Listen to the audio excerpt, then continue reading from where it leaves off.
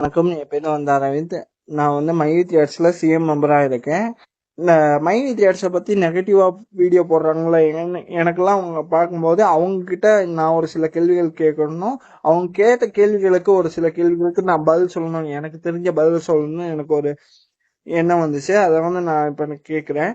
என்ன அப்படின்னா வந்து முதல்ல அசோக் சிங் அந்த சார் வந்து ஒரு வீடியோ போட்டிருந்தாரு கொஞ்ச நாளைக்கு முன்னாடி. வந்து மை த்ரீ ஆர்ட்ஸ் அக்கௌண்ட்டை வந்து ஃப்ரீஸ் பண்ணிட்டாங்க, நீ அந்த அக்கௌண்ட்ல இருந்து உங்களுக்கு பணம் வராது, கம்பெனி அக்கௌண்ட்ல இருந்து பணம் இல்லை அப்படின்னு சொல்லி ஒரு வீடியோ போட்டிருந்தாரு.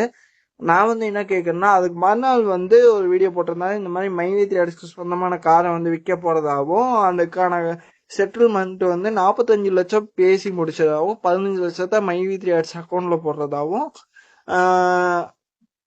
மிச்சம் 30 லட்சத்தை கையில குடுக்கிற மாதிரியும் பேசியிருந்தாங்க. எனக்கு என்ன கேள்வினா, அந்த ஃப்ரீஸ் ஆன அக்கௌண்ட்ல எப்படி பணம் போட முடியும்? ஒண்ணு. ரெண்டாவது வந்து கம்பெனி அக்கௌண்ட்ல பணம் இல்ல, உங்களுக்கு பணம் வராது அப்படின்னு சொல்லி சொன்னாரு. கூடவே கம்பெனி அக்கௌண்ட்ல பணம் இல்ல அப்படின்னா ஜூன் 4க்கு அப்புறம் சார் பணம் போடுறேன்னு சொன்னாரு எம்டி சாரு. அப்படி பணம் போடல, ஜூன் 4க்கு அப்புறம் ஜூன் 30க்குள்ள பணம் போடலாம், அந்த ஒரு மாச கேப்ல பணம் போடல அப்படின்னா மக்களே வந்து கம்ப்ளைண்ட் கொடுத்துருப்பாங்க. அவர் சொன்ன மாதிரி 1 by 1 எல்லாத்துக்கும் வரிசையா பேமெண்ட் போட்டுக்கிட்டு இருந்தாங்க. நடுவுல அந்த கேஸ் வராம இருந்து ஒருவேளை ஒரு உண்மையிலே பணம் போடல அப்படின்னா மக்களே வந்து கேஸ் கொடுத்துருப்பாங்க. இப்போ வரைக்கும் அந்த மாதிரி எதுவுமே நடக்கல. இதுக்கு நடுவுல வந்து பாத்தீங்கன்னா ஒவ்வொருத்தரையே கேஸ் கொடுங்க, அதுக்கு மாற, அதாவது மக்களே வந்து கேஸ் கொடுக்கறதுக்கு மாற என்ன நினைச்சுன்னா, ஒவ்வொருத்தருக்கா கால் பண்ணி நீங்க கேஸ் கொடுங்க, மைவி த்ரீ ஆர்ட்ஸ்ல பணம் வரல, கேஸ் கொடுங்க கேஸ் கொடுங்கன்னு அது ஒரு சிலர் கால் பண்ணி கேட்டுக்கிட்டு இருந்தாங்க.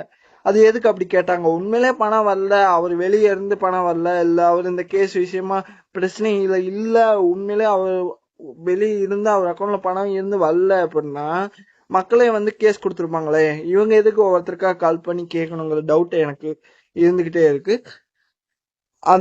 அதுக்கு என்ன பதில் சொல்றாங்கன்னு எனக்கு தெரியல. இப்ப என்னோட அடுத்த கேள்வி என்னன்னா, இப்ப வந்து இந்த மை வித்ரி ஆட்ஸ்ல 1,21,000 ஆயுர்வேதிக் கேப்சூல் எதுக்காக வாங்குறாங்க அப்படின்னு சொல்லி ஒரு கேள்வி வருது.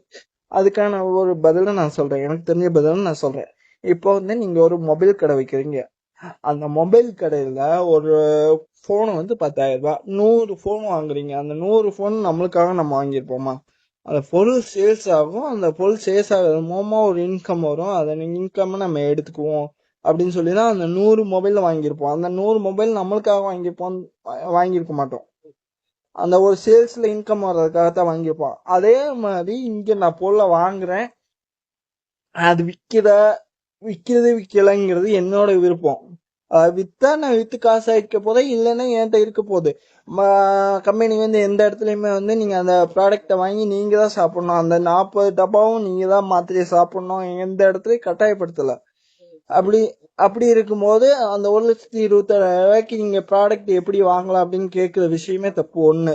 ரெண்டாவது வந்து பாத்தீங்கன்னா, அந்த 1,27,000 கொடுத்து அந்த பொருளை வாங்குறது மூலமா எனக்கு கிட்டத்தட்ட அந்த ஒரு பொருள் மட்டும் இல்லாம கிட்டத்தட்ட 87 ப்ராடக்டை வந்து ப்ரமோட் பண்றதுக்கு, டிஜிட்டல் ப்ரமோஷன் பண்றதுக்கான எனக்கு ஒரு வாய்ப்பும் கிடைக்கிது. கிட்டத்தட்ட 2-3 மணி நேரம் வந்து நான் அந்த அதுல மைவி த்ரீ ஆர்ட்ஸ்ல இருக்க ப்ராடக்ட் வந்து டிஜிட்டல் ப்ரமோஷன் பண்றேன். ஒவ்வொருத்தருக்கும் வந்து இந்த மாதிரி ப்ராடக்ட் எல்லாம் இருக்கு அப்படின்னு சொல்லி ப்ரமோட் பண்றேன்.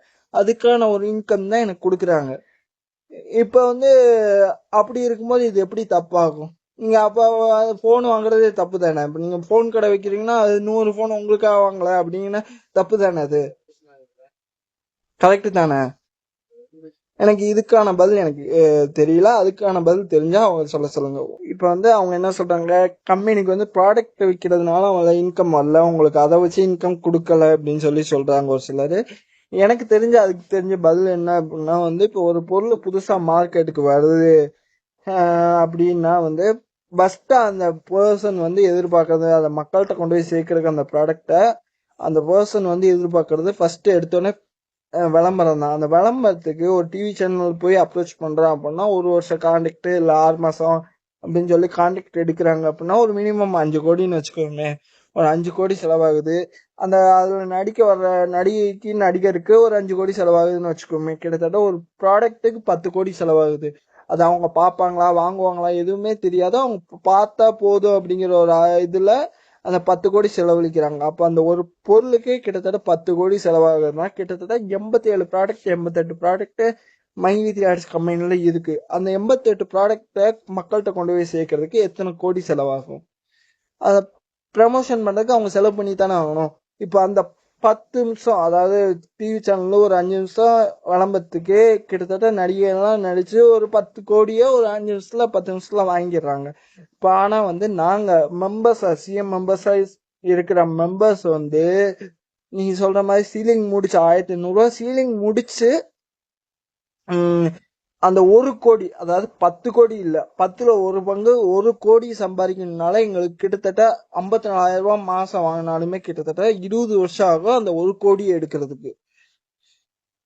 ஆனா அவங்க 10 நிமிஷத்துல அந்த 10 கோடியை வாங்கிட்டு போயிடுறாங்க. நாங்க அந்த 20 வருஷம் ஆகும் எங்களுக்கு அந்த 1 கோடி எடுக்கிறதுக்கு. அது அப்படி பார்த்தா ரொம்ப கம்மி தானே. 1 கோடி எங்க இருக்கு, 10 கோடி எங்க இருக்கு? அவங்க 10 நிமிஷத்துல சம்பாதிச்சு வாங்குற காசுல 1 பங்கா நாங்க 20 வருஷம் உழைச்சு வாங்குறோம். இது என்ன தப்பு இருக்க முடியும்? அவங்க செலவு ப்ராடக்ட்டுக்கு தானே, ப்ரமோட்டுக்கு தானே செலவு பண்ணாங்க. இது தப்பு கிடையாது. எனக்கு தெரிஞ்ச பதில் இதுக்கு. அவங்க என்ன பதில் சொல்றாங்கன்னு தெரியல எனக்கு. தேங்க்யூ.